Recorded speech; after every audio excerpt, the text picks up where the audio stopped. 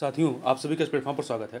यहाँ पर हम लोग आगामी यूपी पीसीएस 2023 के लिए महत्वपूर्ण करंट अफेयर देख रहे हैं और इसी कड़ी में जीएस वर्ल्ड कोचिंग संस्था के द्वारा यूपी पीसीएस 2023 के लिए करंट अफेयर्स की टेस्ट सीरीज निकाली गई है। इसमें अक्टूबर 2022 से लेकर के मार्च 2023 तक के प्रश्नों को जो है एमसीक्यू फॉर्म में जो है संकलित किया गया है और 6 महीने का सेट तैयार किया गया है। प्रत्येक महीने में 150 प्रश्न हैं और कुल आपके 900 प्रश्न इस करंट अफेयर के सीरीज में आपको मिल जाएंगे। तो आज की वीडियो में हम लोग अक्टूबर 2022 के मंथ के जो 150 महत्वपूर्ण क्वेश्चन हैं उन प्रश्नों को यहाँ पर हम लोग देखेंगे। तो चलिए प्रारंभ करते हैं। पहला है कि हाल ही में यूनेस्को द्वारा जारी भारत के 50 विशिष्ट और प्रतिष्ठित विरासत वस्त्र शिल्पों की सूची में उत्तर प्रदेश का कौन सा वस्त्र शिल्प जो है वो शामिल है। तो इसमें अवध जमादानी जो है ये शामिल है। देखिए, यूनेस्को द्वारा जारी भारत के 50 विशिष्ट और प्रतिष्ठित विरासत वस्त्र शिल्पों के कुछ महत्वपूर्ण जो इसमें शामिल हैं वो तमिलनाडु की टोडा कढ़ाई और शुकुंडी है, तेलंगाना में हैदराबाद की हिमरू बुनाई है, हरियाणा के पानीपत की खेश है, इसके अतिरिक्त हिमाचल प्रदेश का चंबा रुमाल्स है, लद्दाख की थिगमा या ऊन की टाई और डाई है, उत्तर प्रदेश के वाराणसी की अवध जमादानी है तथा गुजरात का मशरू बुनाई और पटोला है तथा महाराष्ट्र का हिमरू बुनाई है और पश्चिम बंगाल का गरद कोई रियाल इत्यादि हैं। आगे चलते हैं। यूनेस्को ने सोहारा में मोमलूह गुफा को दुनिया के पहले 100 IUGS भूवैज्ञानिक स्थलों में चुना है। यह निम्नलिखित में से किस राज्य में अवस्थित है? तो ये आपके मेघालय में, कहाँ पर स्थित है? मेघालय में स्थित है। और यह जो है इसे दुनिया में पहले 100 IUGS भूवैज्ञानिक स्थलों में से एक के रूप में चुना गया है।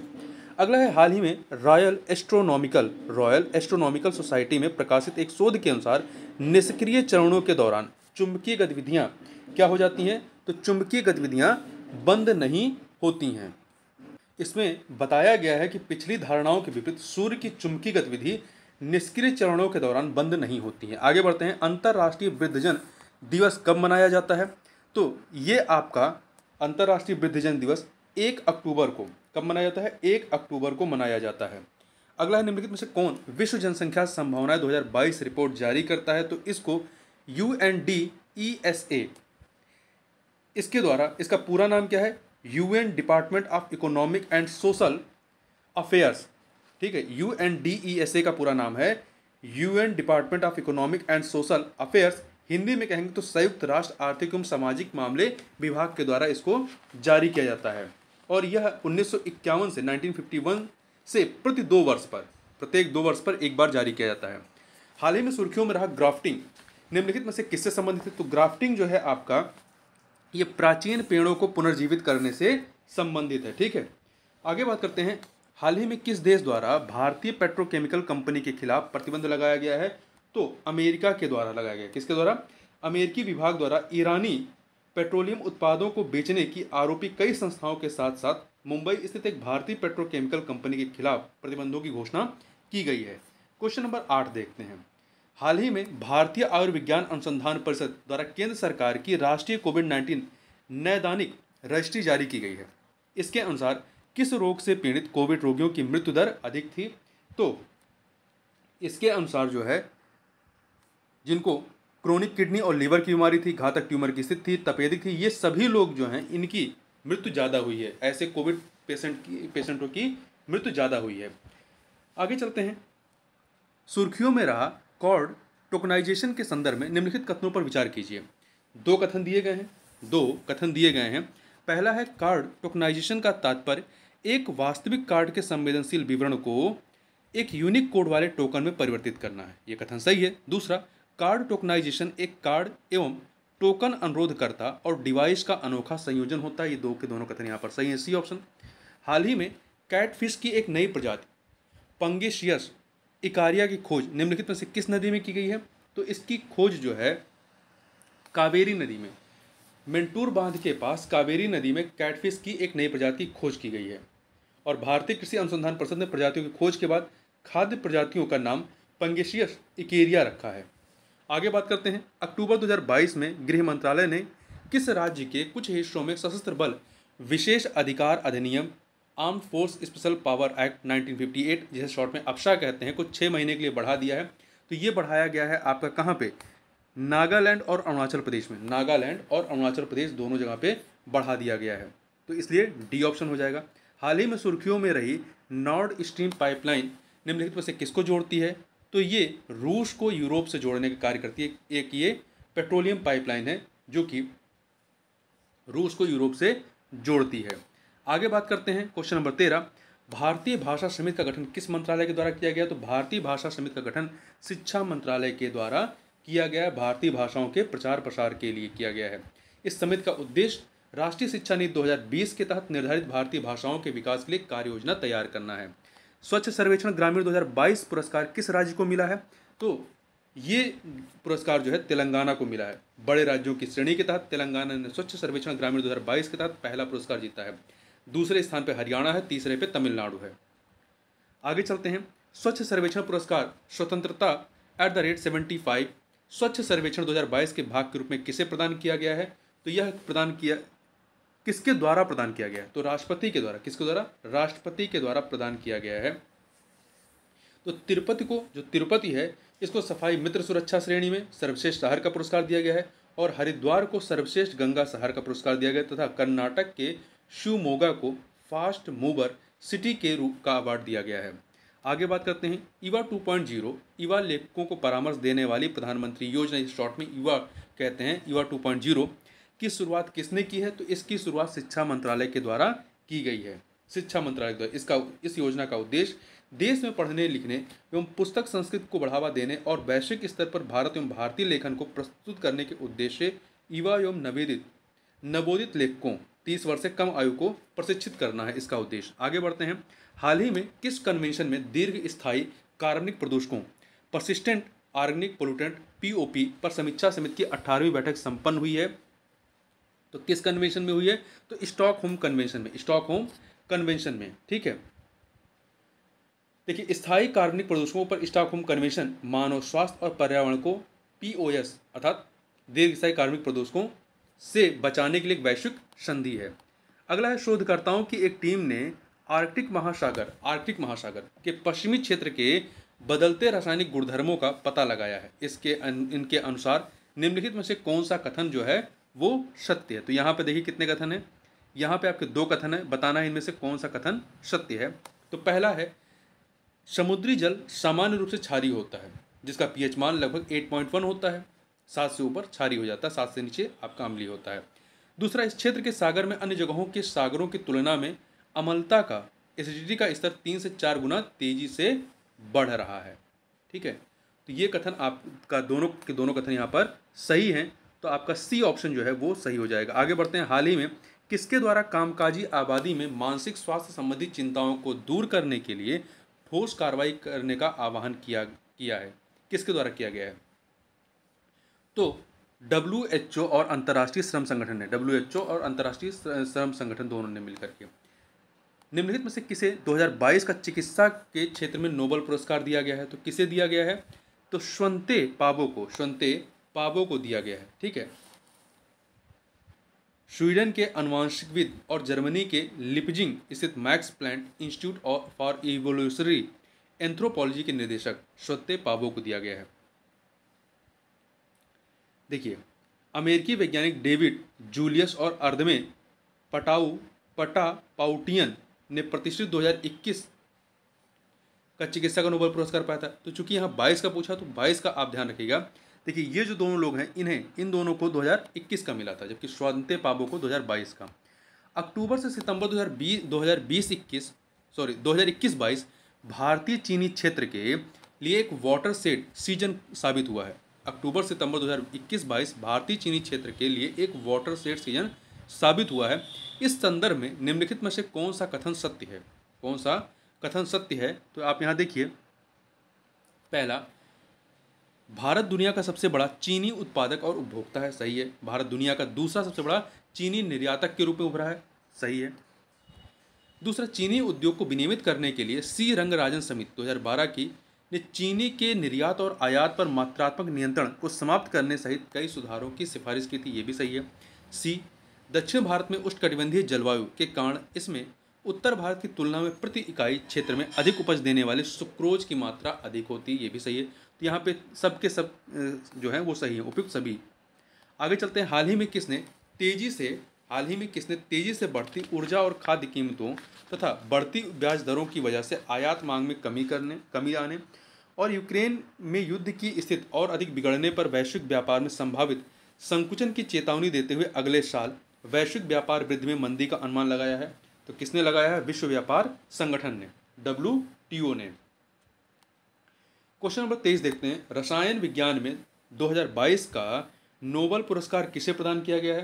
तो यह जो है 3 लोगों को दिया गया है, कैरोलिन आर बर्टोजी तथा के बैरी शार्पलेस तीसरे हैं मार्टिन मेल्डल।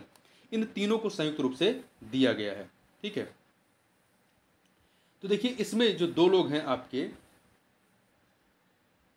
इसमें एक सेकेंड, इन लोगों को जो नोबेल दिया गया है वो आपका क्लिक केमिस्ट्री और बायो आर्थोगोनल केमिस्ट्री के क्षेत्र में कार्य करने के लिए दिया गया है। अगला है, हाल ही में संसद में कितने स्थायी समितियों का पुनर्गठन किया गया है? तो 22 स्थायी समितियों का पुनर्गठन किया गया है। साहस और नैतिक सटीकता के साथ अपनी यादों की जड़ों को खोदकर सामाजिक प्रतिबंधों को उजागर करने के लिए साहित्य का नोबेल पुरस्कार 2022 के लिए चुना गया है। किसे दिया गया है? तो ये एनी एनार्स को दिया गया। फ्रांस की लेखिका एनी एनार्स को दिया गया है। ठीक है, जबकि जो अब्दुल रज्जाक गुरनाह है इन्हें 2021 का दिया गया था। लुइस एलिजाबेथ ग्लुक को 2020 का दिया गया था और पीटर हेंडके को जो है 2019 का दिया गया था। आगे बढ़ते हैं। निम्नलिखित में से किसे वर्ष 2022 का नोबेल शांति पुरस्कार प्रदान किया गया है? नोबेल शांति पुरस्कार, देखिए ये 3 लोगों को, इसमें नोबेल शांति पुरस्कार रूसी समूह मेमोरियल और यूक्रेन के संगठन सेंटर फॉर सिविल लिबर्टीज, इन 2 संगठनों को और एक व्यक्ति को एलेस वियालियात्स्की को दिया गया है। ठीक है, तो ये बेलारूस के कार्यकर्ता हैं, तो यहाँ पे डी ऑप्शन हो जाएगा, उपयुक्त सभी। आगे बात करते हैं। सुर्खियों में रहा मून लाइटिंग से क्या तात्पर्य है? सी ऑप्शन पढ़िए। कर्मचारियों का अपने नियोक्ताओं के अलावा अन्य संस्थाओं के साथ पारिश्रमिक के लिए काम करना। मतलब आप किसी कंपनी में काम कर रहे हैं तो वहाँ तो काम कर ही रहे हैं, उसी के साथ आप दूसरी जगह पे भी काम कर रहे हैं पैसे के लिए, तो यही आपका मून लाइटिंग है। आगे बढ़ते हैं। हाल ही में गरीबी और साझा समृद्धि 2022 सुधार कार्य प्रणाली शीर्षक से जारी रिपोर्ट के अनुसार गरीबी और असमानता दोनों में तेजी से वृद्धि हुई है। यह रिपोर्ट किसके द्वारा जारी की गई है? यह रिपोर्ट वर्ल्ड बैंक के द्वारा जारी की गई है। ठीक है, रिपोर्ट के अनुसार 2015 से वैश्विक गरीबी में कमी की गति धीमी हो रही है, लेकिन महामारी और यूक्रेन में युद्ध ने इसे पूरी तरह से उलट दिया है। दूसरा, 2030 तक विश्व से अत्यधिक गरीबी को समाप्त करने के लक्ष्य को पूरा होने की संभावना नहीं है। केवल 2020 में अत्यधिक गरीबी रेखा से नीचे रहने वाले लोगों की संख्या में 70 मिलियन से अधिक की वृद्धि हुई है। क्वेश्चन नंबर 29 देखते हैं। निम्नलिखित में से किस देश की संसद द्वारा पारित एक नए कानून के अनुसार 2024 के अंत तक सभी नए स्मार्टफोन, टैबलेट और कैमरों में एक ही मानक चार्जर होगा? तो कहाँ पर? यूरोपीय संघ में। निम्नलिखित में से किसके द्वारा विकसित किए जा रहे ह्यूमनॉइड रोबोट का नवीनतम प्रोटोटाइप ऑप्टिमस प्रस्तुत किया गया है? किसके द्वारा प्रस्तुत किया गया है? तो टेस्ला इलेक्ट्रिक कार कंपनी के द्वारा प्रस्तुत किया गया है। फीफा विश्व कप 2022 का आयोजन कहाँ पर किया गया? कतर में किया गया। ठीक है, कतर में किया गया। 22वां जो है ये 22वां फीफा विश्व कप था, कतर में खेला गया। और फुटबॉल इतिहास में पहली बार वर्ल्ड कप किसी अरब देश में आयोजित किया गया, अरब देश में। देखिए 2002 फीफा वर्ल्ड कप के बाद यह पहला वर्ल्ड कप था जो एशिया में आयोजित किया गया है, और इसमें अर्जेंटीना ने फ्रांस को हरा करके जीता है। वर्ष 2022 में उत्तर प्रदेश राज्य के मेरठ जिले के सरधना कस्बे में स्थित एक ऐतिहासिक church Basilica of Our Lady of Grace के निर्माण को 200 वर्ष पूरे हो गए हैं। इसका निर्माण निम्नलिखित में से किसने कराया था? तो इसका निर्माण जो है बेगम शमरू ने, किसने कराया था? बेगम शमरू ने कराया था 1822 में। हाल ही में सरकार ने बौद्ध और सिख धर्म के अलावा अन्य धर्मों में परिवर्तित होने वाले दलितों को अनुसूचित जाति का दर्जा देने की संभावना का अध्ययन करने के लिए किसकी अध्यक्षता में एक 3 सदस्यीय आयोग का गठन किया गया है? तो किसकी अध्यक्षता में? जस्टिस KG बालकृष्णन की अध्यक्षता में। आगे बढ़ते हैं। क्वेश्चन नंबर 34 देखते हैं। सुर्खियों में रहे ई रुपया के संदर्भ में निम्नलिखित कथनों पर विचार करते हुए सही उत्तर का चयन करिए। तो यहाँ पर देखिए, पहला, एक स्वायत्त कागजी मुद्रा के समान लेकिन डिजिटल रूप में होगा, यह सही है। यह विनिमय में मौजूद मुद्रा के बराबर होगा और भुगतान के माध्यम कानूनी निविदा और कीमत के एक सुरक्षित स्टोर के रूप में स्वीकार किया जाएगा, ये भी आपका सही है। तीसरा, यह केंद्रीय बैंक के तुलन पत्र पर देयता के रूप में प्रकट होगा। इसको टोकन आधारित या खाता आधारित के रूप में संचालित किया जा सकता है, ये भी सही है। तो सभी के सभी सही है, डी ऑप्शन। हाल ही में किसे भारत का पहला 24 घंटे सौर ऊर्जा संचालित गांव घोषित किया गया है? तो गुजरात के मोढेरा को मेहसाणा जिले में स्थित है और यहीं पर मोढेरा का सूर्य मंदिर है, जिसे चालुक्य वंश के भीम प्रथम के शासनकाल के दौरान 1026 से 1027 ईस्वी के मध्य में बनवाया गया था। हाल ही में इंडियन इंस्टीट्यूट ऑफ एस्ट्रोफिजिक्स तथा विज्ञान और प्रौद्योगिकी विभाग के साथ मिलकर इंटरनेशनल डार्क स्काई एसोसिएशन द्वारा हॉनले को इंटरनेशनल डार्क स्काई रिजर्व के रूप में घोषित किया। यह किस राज्य में स्थित है? तो ये आपका लद्दाख में, कहाँ पर है? लद्दाख में स्थित है। आगे बढ़ते हैं। हाल ही में जारी Stockholm International Peace Research Institute द्वारा एक अध्ययन के अनुसार आत्मनिर्भर हथियार उत्पादन क्षमताओं में भारत 12 इंडो पैसिफिक देशों में से किस स्थान पर है? तो भारत जो है वो चौथे स्थान पर है। ठीक है, ध्यान रखिएगा, Stockholm International Peace Research Institute द्वारा जो अध्ययन किया गया आत्मनिर्भर हथियार उत्पादन क्षमताओं में भारत जो है 12 इंडो पैसिफिक देशों में से चौथे स्थान पर स्थित है। आगे चलते हैं, क्वेश्चन नंबर 38 देखते हैं। हाल ही में किस मंत्रालय द्वारा गठित एक टास्क फोर्स ने भारत में ऑनलाइन गेमिंग उद्योग को विनियमित करने के लिए अपनी सिफारिशों सहित एक अंतिम रिपोर्ट तैयार की है? तो ये किसने तैयार की है? इलेक्ट्रॉनिक्स और सूचना प्रौद्योगिकी मंत्रालय ने अक्टूबर 2022 में गांधी जयंती के अवसर पर भारतीय स्टेट बैंक ने अपने ग्राम सेवा कार्यक्रम के चौथे चरण के तहत 6 राज्यों के आकांक्षी जिलों के 30 दूरदराज के गांवों को गोद लेने की घोषणा की है। निम्नलिखित में से कौन सा राज्य इनमें शामिल नहीं है? 6 राज्यों के आकांक्षी जिलों के 6 राज्य शामिल हैं, तो कौन सा इसमें शामिल नहीं है ये बताना है। तो देखिए, हरियाणा, पंजाब, तमिलनाडु शामिल है परंतु उत्तर प्रदेश शामिल नहीं है। ठीक है, तो चौथे चरण के लिए 6 राज्य हैं, हरियाणा, पंजाब, आपका तमिलनाडु है, इसके अतिरिक्त 3 कौन है? गुजरात, महाराष्ट्र और पश्चिम बंगाल। गुजरात, महाराष्ट्र, पश्चिम बंगाल। तो हरियाणा, पंजाब, गुजरात और महाराष्ट्र, तमिलनाडु, पश्चिम बंगाल। आगे बात करते हैं, अर्थशास्त्र का नोबेल पुरस्कार 2022 किसने प्राप्त किया है? तो ये पुरस्कार जो है 3 लोगों को, when S बर्नानके, Douglas W diamond और फिलिप एच डायवगिंग को दिया गया है। तो ये सभी के सभी 3 लोगों को दिया गया है। तो यहाँ पर आपका डी ऑप्शन हो जाएगा, ये सभी। सरकार द्वारा कॉर्पोरेट टैक्स को कम करने के बावजूद भारत की निवेश दर औसत के रूप में जीडीपी 2015-16 से 2019-20 तक वित्त वर्ष 2012 में अपने 39% के शिखर से लगभग कितने प्रतिशत तक गिर गई है? तो लगभग 31%। कितने? 31% तक ये इसमें गिरावट आई है। आगे चलते हैं, जैव विविधता को मुख्य धारा में लाने पर वानिकी रिपोर्ट निम्नलिखित में से कौन जैव विविधता को मुख्य धारा में लाने पर वानिकी रिपोर्ट निम्नलिखित में से कौन जारी करता है? तो ये रिपोर्ट जो है FAO अर्थात संयुक्त राष्ट्र FAO यह है संयुक्त राष्ट्र खाद्य एवं कृषि संगठन के द्वारा। किस सेना ने अपने अधिकारियों के लिए एक नई हथियार प्रणाली शाखा वेपन सिस्टम ब्रांच की स्थापना की है?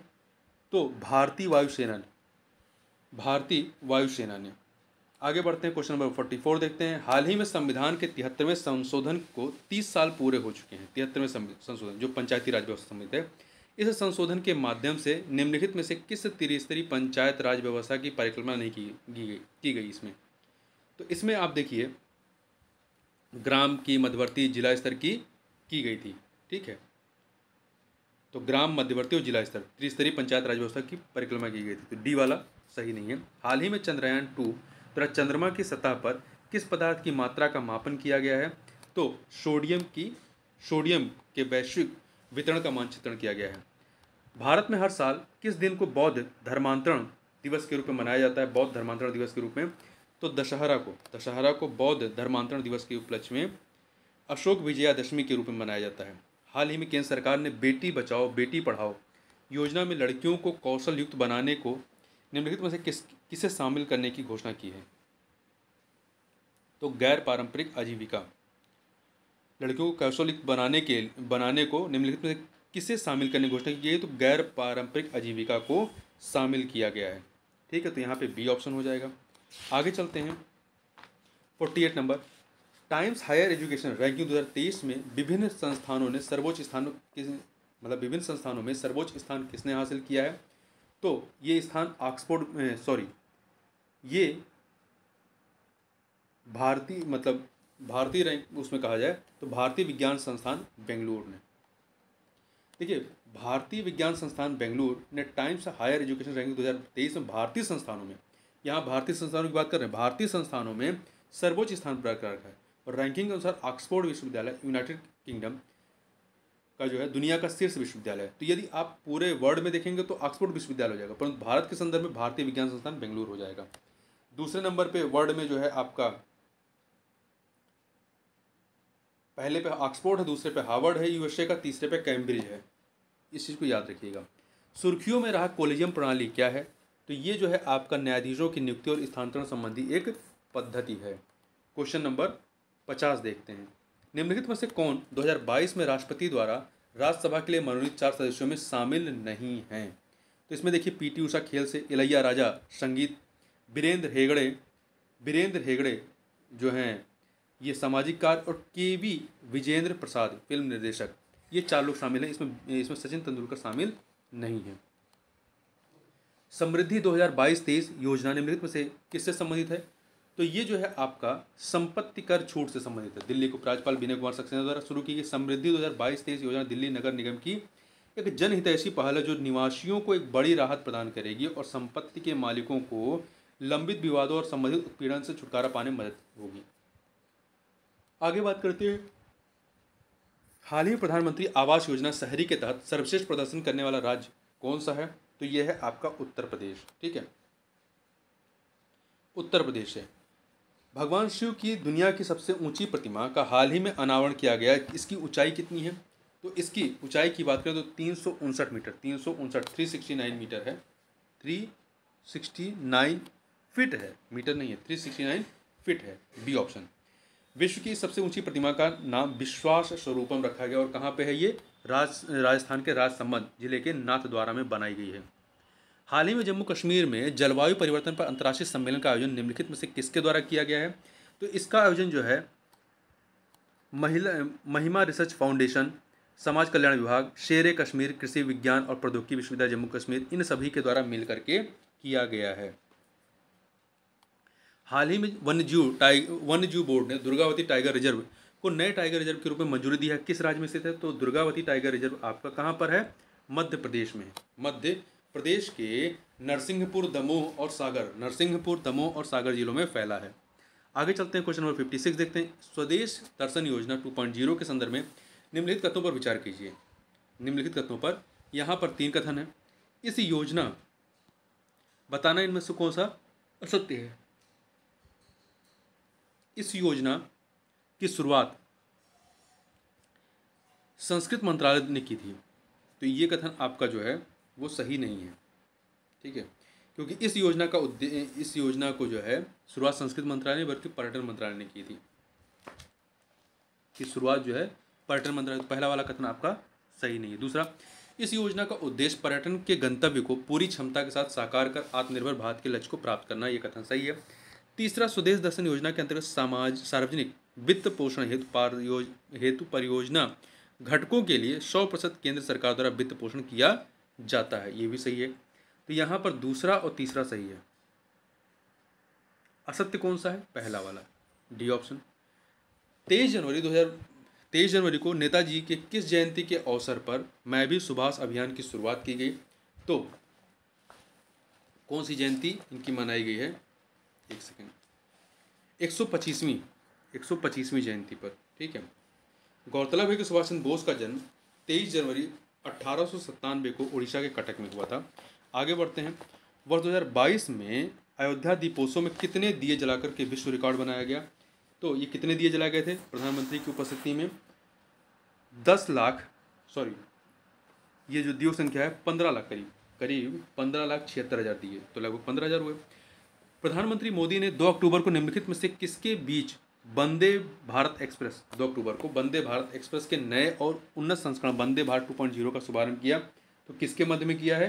तो गांधीनगर और मुंबई के मध्य में, गांधीनगर और मुंबई के मध्य में।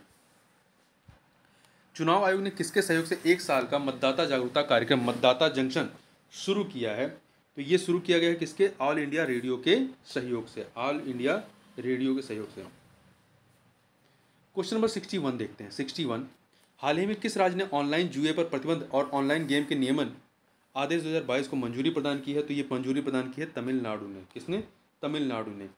आचार्य विनोबा भावे के भूदान में सक्रिय रूप से भाग लेने वाले नानाजी देशमुख का जन्मदिन मनाया जाता है। कब मनाया जाता है?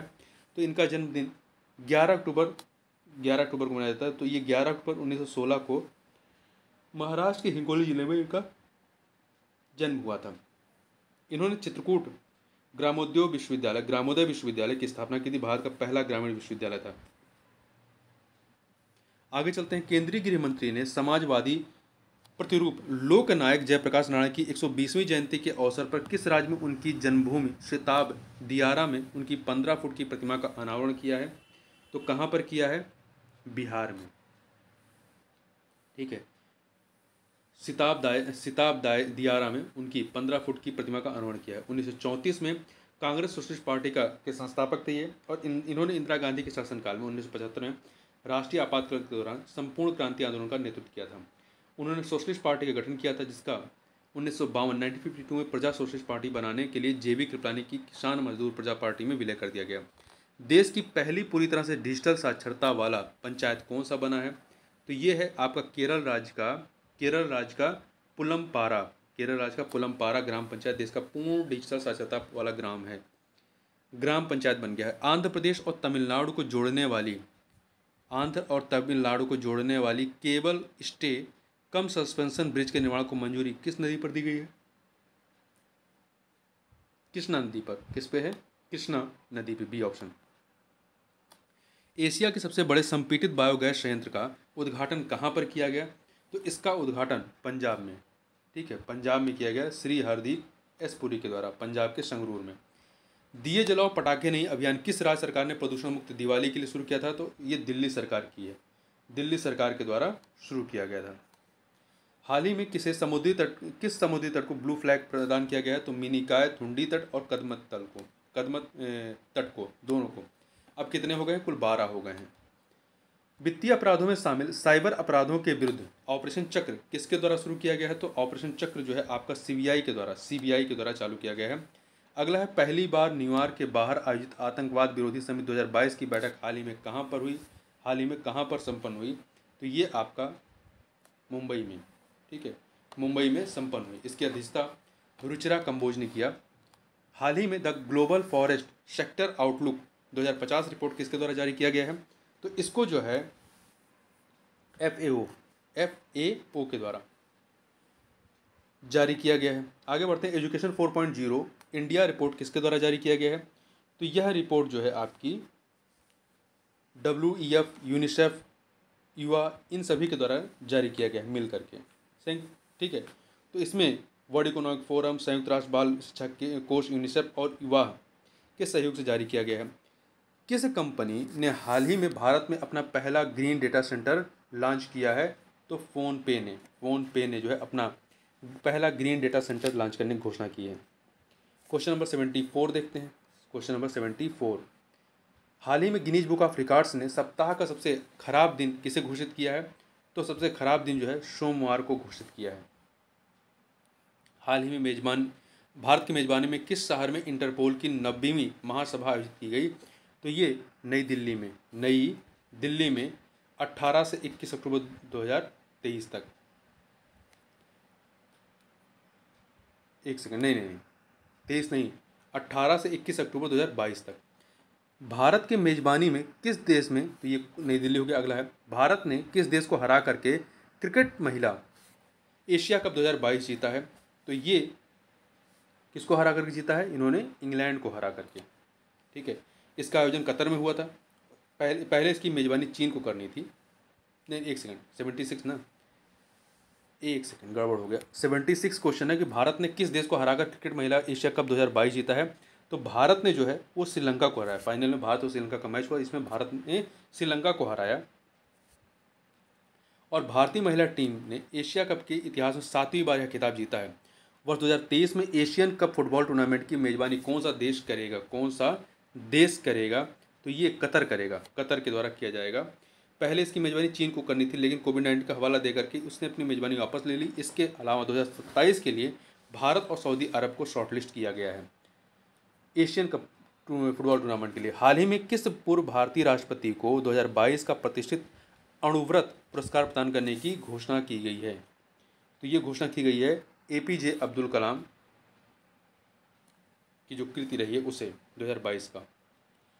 हाल ही में प्रोजेक्ट निसार निम्नलिखित में से किन के बीच वर्ष 2023 में लॉन्च होने वाला एक बड़ा प्रोजेक्ट है? तो ये जो है आपका नासा और इसरो के बीच, नासा और इसरो के बीच में। आगे चलते हैं। अगला प्रश्न है आपका 80 नंबर क्वेश्चन। हाल ही में कौन सा राज्य हिंदी में मेडिकल और इंजीनियरिंग की शिक्षा देने वाला पहला राज्य बन गया है? तो ये आपका मध्य प्रदेश है। कौन सा राज्य है? ये मध्य प्रदेश है। हाल ही में भारत के लखनऊ की रहने वाली जागृति यादव किस देश में एक दिन के लिए उच्चायुक्त बनी है? तो ये बनी है ब्रिटेन में। ब्रिटेन में एक दिन के लिए उच्चायुक्त बनी थी। अगला है, हाल ही में किसने बिलियर्ड्स में 25वां विश्व खिताब जीता है? तो ये जीता है पंकज आडवाणी ने। पंकज आडवाणी ने सौरभ कोठारी को 4-0 से हरा करके अपना 25वां विश्व खिताब जीत लिया है। नितिन गडकरी ने हाल ही में इंडियन रोड कांग्रेस का उद्घाटन कहाँ पर किया है? तो इसका उद्घाटन इन्होंने जो है लखनऊ में किया है। लखनऊ में इंडियन रोड कांग्रेस का उद्घाटन। अक्टूबर 2022 में भारत निर्वाचन आयोग ने किसे अपना नेशनल आइकॉन घोषित किया है? तो किसे अपना नेशनल आइकॉन घोषित किया है? पंकज त्रिपाठी को। ठीक है, पंकज त्रिपाठी को। हाल ही में अंकटाड ने भारत की आर्थिक वृद्धि दर का अनुपात कितने प्रतिशत रहने का अनुमान लगाया है? तो इसने जो है 5.7% रहने का अनुमान लगाया गया। 2021 में यह 8.2% रही थी। तो 5.7 अर्थात डी ऑप्शन। हाल ही में जीते जी इलाहाबाद पुस्तक के लिए किसको वैली ऑफ वर्ड्स पुरस्कार मिला है? तो ये पुरस्कार जो है आपका ममता कालिया की किताब जीते जी इलाहाबाद के लिए दिया गया है। तो यहाँ पे उत्तर देखेंगे ममता कालिया, ए ऑप्शन। हाल ही में तमिल संगम का आयोजन कहाँ पर किया गया? वाराणसी में। कहाँ पर किया गया है? वाराणसी में किया गया। ठीक है। किस राज्य सरकार ने हाल ही में गिद्धों के संरक्षण के लिए पैनल का गठन किया है? तो ये पैनल गठन तमिलनाडु ने किया है। किसने किया है? तमिलनाडु ने किया है। हाल ही में वीरांगना दुर्गावती टाइगर रिजर्व को किस राज्य के 7वें टाइगर रिजर्व के रूप में अधिकृत किया गया है? तो किसको किया गया है? ये आपका अरुणाचल प्रदेश। नहीं, अरुणाचल प्रदेश नहीं है, इनमें से कोई नहीं। देखिए, वीरांगना दुर्गावती टाइगर रिजर्व मध्य प्रदेश का 7वां टाइगर रिजर्व है जो नरसिंहपुर में बनेगा। तो इनमें से कोई नहीं, डी ऑप्शन। हाल ही में भारत के किस शहर में 12वां डिफेंस एक्सपो शुरू हुआ है? 12वां डिफेंस एक्सपो जो है आपका गांधीनगर में हुआ है, गुजरात के गांधीनगर में। भारत में राष्ट्रीय समुद्री विरासत कहाँ बनाई जा रही है? भारत में राष्ट्रीय समुद्री विरासत कहाँ बनाई जा रही है? तो ये गुजरात के लोथल में, गुजरात के लोथल में। विश्व बैंक ने हाल ही में आंध्र प्रदेश की सॉल्ट परियोजना के लिए कितने मिलियन का ऋण दिया है? सॉल्ट परियोजना के लिए तो 250 मिलियन डॉलर का, 250 मिलियन डॉलर का। देखिए, विश्व बैंक ने राज्य सरकार द्वारा लागू किए गए पथ प्रदर्शक सुधारों की सराहना में आंध्र के लर्निंग ट्रांसफॉर्मेशन सॉल्ट परियोजना को समर्थन देने के लिए 250 मिलियन का बिना शर्त ऋण दिया है। आगे चलते हैं, क्वेश्चन नंबर 93 देखते हैं। हाल ही में शहर में सतत पर्वतीय विकास शिखर सम्मेलन 2022 का हाल ही में किस शहर में सतत पर्वतीय विकास शिखर सम्मेलन 2022 का आयोजन किस शहर में किया जा रहा है? तो ये किया जा रहा है आपका लेह लद्दाख में। लेह लद्दाख में किया जा रहा है 10 से 12 अक्टूबर 2022 को। भारत के 50वें न्यायाधीश के रूप में कार्यभार किसने संभाला है? Justice D.Y.. चंद्रचूड़ ने। Justice D.Y.. चंद्रचूड़ ने संभाला है 9 नवंबर 2022 को।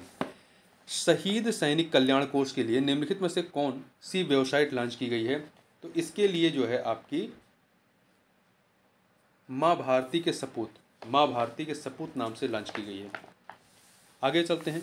हाल ही में नई अक्षय ऊर्जा पहल के तहत किस राज्य सरकार ने सोलर रूफटॉप प्रोजेक्ट शुरू करने का फैसला किया है?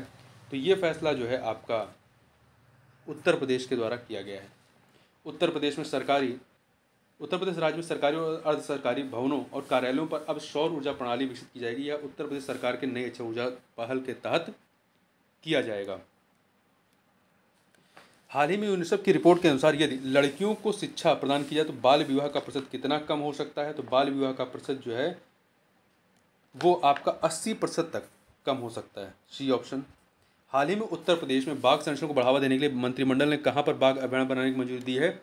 तो कहाँ पर दी है? बाघ अभ्यारण्य बनाने की मंजूरी आपकी मिली है बुंदेलखंड में। कहाँ पर? बुंदेलखंड में। महत्वपूर्ण, याद रखिएगा। क्वेश्चन नंबर 99 देखते हैं। टाइम मैगजीन द्वारा जारी 100 पंजीकृत प्रबंधकों की सूची में एकमात्र भारतीय को शामिल किया गया है। तो किसको शामिल किया गया है? तो ये आकाश अंबानी को। नहीं, एक सेकंड। हाँ, रिलायंस इंडस्ट्रीज के चेयरमैन मुकेश अंबानी के 2 बेटों में सबसे बड़े आकाश अंबानी को यह अवार्ड दिया गया है।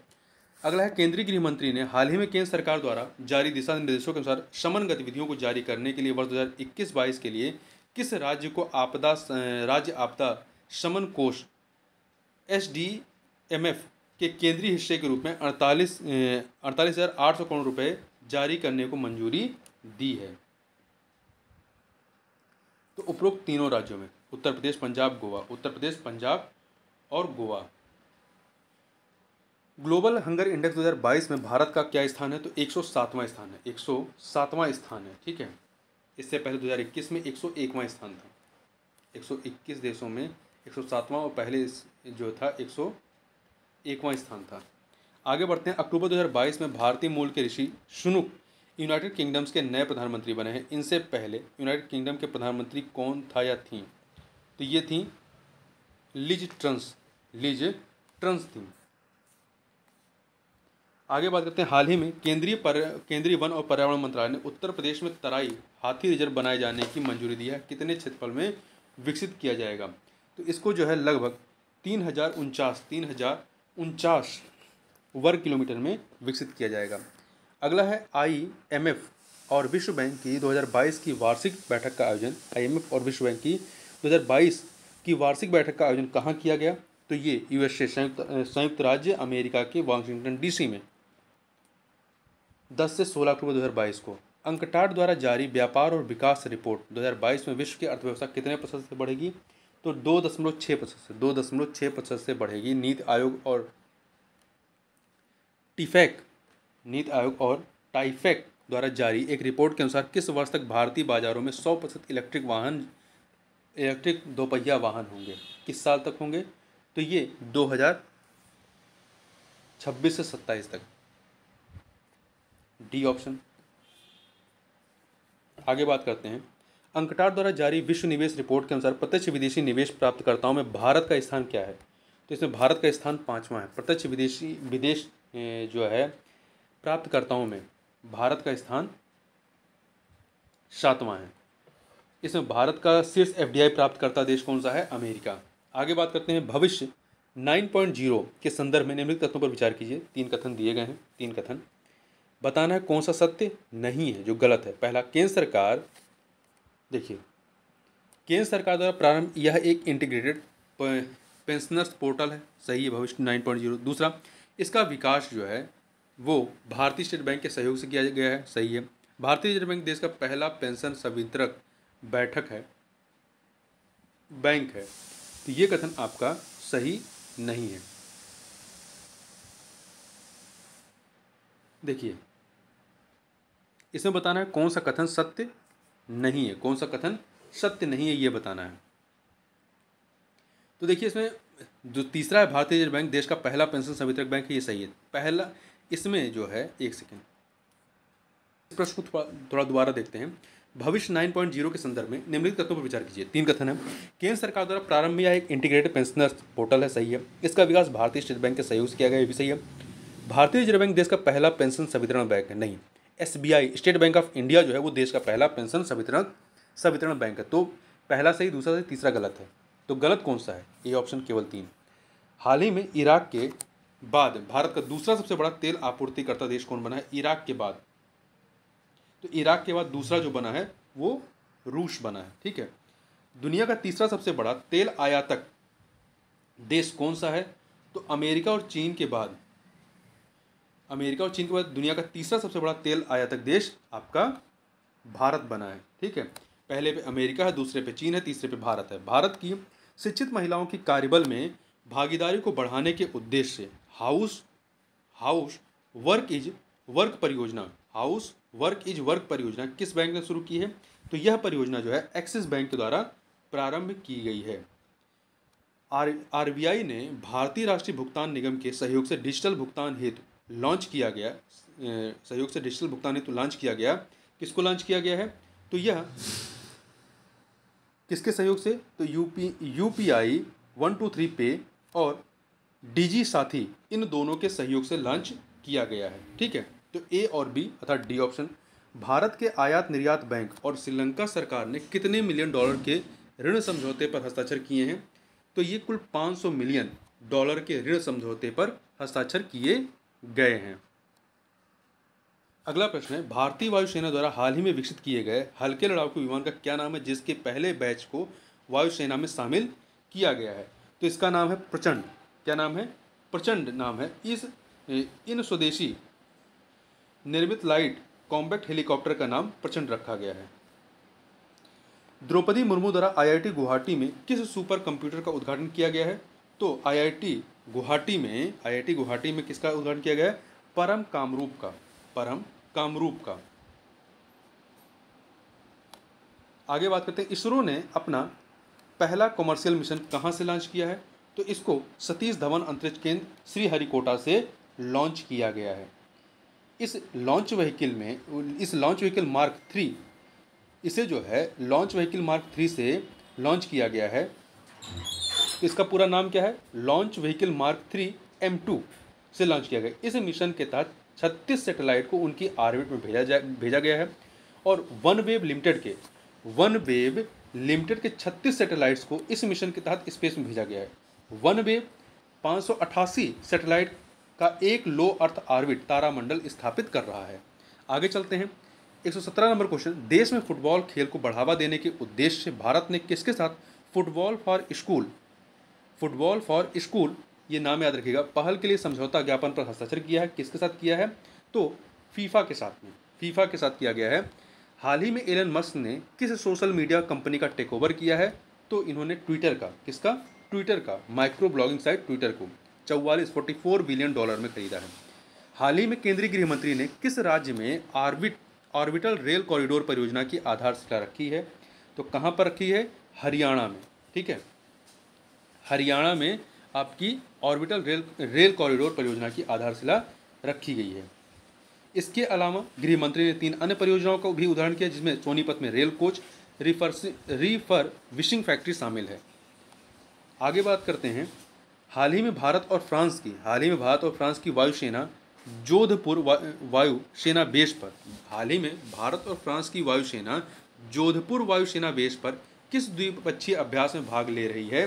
तो गरुण 7 में। ठीक है, गरुण 7 में ये द्विपक्षीय अभ्यास में भाग ले रही है। तो ध्यान रखिए, गरुण 7 जो है ये भारत और फ्रांस की वायुसेना के मध्य का युद्धाभ्यास है। भारत के निम्नलिखित में से किस हवाई अड्डे को दुनिया का 10वां सबसे व्यस्त हवाई अड्डा घोषित किया गया है? तो ये है आपका दिल्ली हवाई अड्डे को। देखिए, कोरोना महामारी से पहले दिल्ली का इंदिरा गांधी इंटरनेशनल एयरपोर्ट दुनिया की 14वीं सबसे बेस्ट एयरपोर्ट थी। अब यह अपने स्थान में सुधार करते हुए 10वें स्थान पर आ गया है। हाल ही में काहिरा में संपन्न ISSF rifle pistol world championship 2022 में भारत ने कुल कितने पदक जीते हैं? तो भारत ने कुल जो है 34 पदक जीते हैं। कितने? 34 पदक जीते हैं। क्वेश्चन नंबर 123 देखते हैं, हाल ही में किस देश के द्वारा प्लेन लैंग्वेज एक्ट पारित किया गया है? तो प्लेन लैंग्वेज एक्ट जो है ये न्यूजीलैंड के द्वारा पारित किया गया है। इस अधिनियम में सरकारी अधिकारियों को आधिकारिक दस्तावेजों और वेबसाइटों में सरल और आसानी से समझने योग्य अंग्रेजी भाषा का उपयोग करने की आवश्यकता है। हाल ही में हुए FIH प्रो लीग 2022-23 के लिए भारतीय हॉकी टीम का कप्तान किसे बनाया गया है? तो भारतीय हॉकी टीम का कप्तान जो है वो हरमनप्रीत कौर को बनाया गया है। हाल ही में बंगाल की खाड़ी में आए चक्रवाती तूफान सित्रांग को किस देश ने नाम दिया? तो इसको सित्रांग नाम थाईलैंड ने दिया। किसने दिया है? थाईलैंड ने दिया है। हाल ही में वे अंडर 23 वर्ल्ड रेसलिंग चैंपियनशिप में गोल्ड जीतने वाले पहले भारतीय रेसलर कौन बने हैं? तो ये हैं आपके अमन शहरावत पहले भारतीय रेसलर बने हैं जिन्होंने गोल्ड जीता है। हाल ही में FATF ने किस देश को उच्च जोखिम वाले देशों की सूची में शामिल किया है? तो म्यांमार को। किसको शामिल किया है? म्यांमार को शामिल किया गया है। हाल ही में इसरो ने अपने पहले कमर्शियल मिशन के तहत किस स्पेस कंपनी के सैटेलाइट को स्पेस में भेजा है? तो इन्होंने OneWeb लिमिटेड के सैटेलाइट को भेजा है। हाल ही में जारी global multi dimensional poverty index 2022 के अनुसार 2020 में दुनिया में सबसे ज़्यादा गरीब किस देश में थे? तो सबसे ज़्यादा गरीब आपके भारत में रहे हैं। कहाँ पे? भारत में थे। संख्या की बात हो रही है। 5 से 7 नवंबर तक किस शहर में आकाश फॉर लाइफ पर पहला सम्मेलन आयोजित किया गया? तो कहाँ पर? देहरादून में। ठीक है, देहरादून, उत्तराखंड के देहरादून में। किस केंद्रीय मंत्रालय द्वारा 16 नवंबर से 1 महीने के लिए काशी तमिल संगम कार्यक्रम आयोजित किया गया? तो इसको शिक्षा मंत्रालय के द्वारा आयोजित किया गया था। हाल ही में किसे नए रक्षा सचिव के रूप में नियुक्त किया गया है? तो नए रक्षा सचिव के रूप में गिरधर अरमाने को नियुक्त किया गया है। हाल ही में प्रधानमंत्री ने UN चीफ के साथ मिलकर गुजरात में कौन सा मिशन लॉन्च किया? मिशन लाइफ को लॉन्च किया है। 134 देखें, हाल ही में किस संस्था ने ऑनलाइन ट्रेवल फर्मों मेक माई ट्रिप, गोविगो और ओयो पर 392 करोड़ रुपए से अधिक का जुर्माना लगाया है? किस संस्था ने लगाया है? तो ये है आपका भारतीय प्रतिस्पर्धा आयोग ने लगाया है। आगे चलते हैं, 135 नंबर देखते हैं। हाल ही में युवा कार्यक्रम और खेल मंत्रालय ने किस मंत्रालय के साथ मिलकर नई दिल्ली में 14वें ट्राइबल यूथ एक्सचेंज प्रोग्राम का आयोजन किया है? तो इसका आयोजन गृह मंत्रालय के साथ मिलकर के किया गया है, 14वें ट्राइबल यूथ एक्सचेंज प्रोग्राम का। हाल ही में भारत और फ्रांस को किस संगठन के अध्यक्ष और सह अध्यक्ष के रूप में फिर से चुना गया है? तो ये चुना गया है अंतर्राष्ट्रीय सौर गठबंधन का। अंतर्राष्ट्रीय सौर गठबंधन में भारत को अध्यक्ष और फ्रांस को सह अध्यक्ष। हाल ही में स्वीडन के नए प्रधानमंत्री के रूप में किसे चुना गया है? तो उल्फ क्रिस्टर्सन को चुना गया है। अगला है, हाल ही में किस ग्रीको रोमन रेसलर ने अंडर 23 विश्व कुश्ती चैंपियनशिप में भारत के लिए पहला पदक जीता है? तो ये पहला पदक किसने जीता है? साजन भानवाला ग्रीको रोमन रेसलर ने अंडर 23 विश्व कुश्ती चैंपियनशिप में भारत के लिए पहला पदक जीता है। हाल ही में India Post West Bengal circle ने राष्ट्रीय डाक सप्ताह के दौरान कौन सा मोबाइल ऐप लॉन्च किया है? तो पोस्टमैन एट डोर स्टेप को लॉन्च किया गया है। हाल ही में भारतीय सेना ने अग्निवीर वेतन पैकेज के लिए देश के कितने बैंकों के साथ समझौता ज्ञापन पर हस्ताक्षर किए हैं? तो कुल 11 बैंकों के साथ समझौता किया गया है। आगे चलते हैं, 141 देखते हैं। 2 सूचियां दी गई हैं, चर्चित स्थल और चर्चा का कारण। इसे हमें सुमेलित करना है। तो एकता नगर में क्या हुआ? देश का सबसे बड़ा भूल भुलैया उद्यान यहाँ स्थापित किया गया, 1 एकता नगर गुजरात में। बड़ोदरा C-295 विमान निर्माण संयंत्र यहाँ स्थापित किया गया। ठीक है, तो 2 से कदमत समुद्र तट ब्लू बीच की सूची में शामिल किया गया। लोथल राष्ट्रीय समुद्री विरासत परिषद स्थल, 4। तो 1 2 3 4 अर्थात ए ऑप्शन हो जाएगा। 17 अक्टूबर 2022 को प्रधानमंत्री ने कहाँ पर PM किसान सम्मान सम्मेलन 2022 का उद्घाटन किया है? तो ये उद्घाटन नई दिल्ली में, कहाँ पर किया गया है? नई दिल्ली में किया गया है। और 2 दिवसीय कार्यक्रम में देश भर से 13,500 से अधिक किसानों और लगभग 1500 कृषि उद्यमियों ने पार्टिसिपेट किया इसमें। आगे चलते हैं, 143 देखते हैं। 143 नंबर क्वेश्चन, ISSF विश्व चैंपियनशिप 2022 में भारत की महिला जूनियर टीम ने कांस्य पदक जीता। यह प्रतियोगिता किस देश में आयोजित की गई थी? तो यह प्रतियोगिता आपकी मिस्र के काहिरा में, कहाँ पर? ISSF विश्व चैंपियनशिप 2022 मिस्र के काहिरा में हुआ था। और इसमें भारत की महिला जूनियर टीम ने कांस्य पदक जीता। आगे बढ़ते हैं। भारत अमेरिका संयुक्त प्रशिक्षण अभ्यास युद्ध अभ्यास 22 का 18वां संस्करण 14 अक्टूबर से 31 अक्टूबर 2022 तक कहाँ पर संपन्न हुआ? तो ये आपका कहाँ पर हुआ? उत्तराखंड के औली में। उत्तराखंड के औली में सिंगापुर और भारत की नौसेनाओं के बीच द्विपक्षीय अभ्यास, जिसे सिम्बैक्स के नाम से जानते हैं, का बंदरगाह चरण 26 से 27 अक्टूबर 2022 को कहाँ पर आयोजित किया गया? तो इसका आयोजन जो है आपका विशाखापत्तनम, आंध्र प्रदेश के विशाखापत्तनम में किया गया। अभ्यास सिम्बैक्स की श्रृंखला 1994 में शुरू की गई थी और यह किसी भी विदेशी नौसेना के साथ भारत का लगातार सबसे लंबा चलने वाला द्विपक्षीय सैन्य अभ्यास है। ठीक है, आगे बात करते हैं।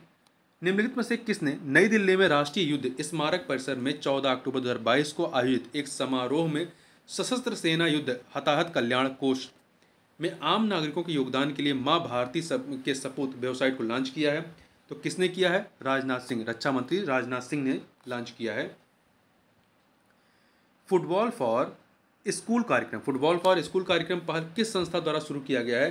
तो इसको यूनेस्को और फीफा के द्वारा, दोनों के द्वारा मिल करके, इसलिए सी ऑप्शन हो जाएगा। तो देखिए, फुटबॉल फॉर स्कूल यूनेस्को के सहयोग से फीफा द्वारा चलाया जाने वाला एक महत्वाकांक्षी कार्यक्रम है।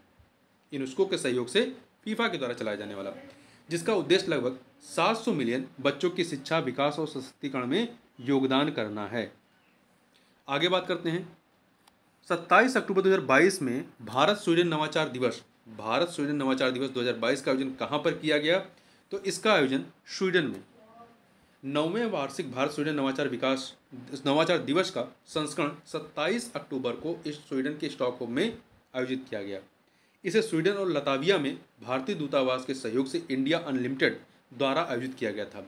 अगला है, हाल ही में किसे रसायन और उर्वरक पर संसदीय स्थायी समिति के अध्यक्ष के रूप में नियुक्त किया गया है?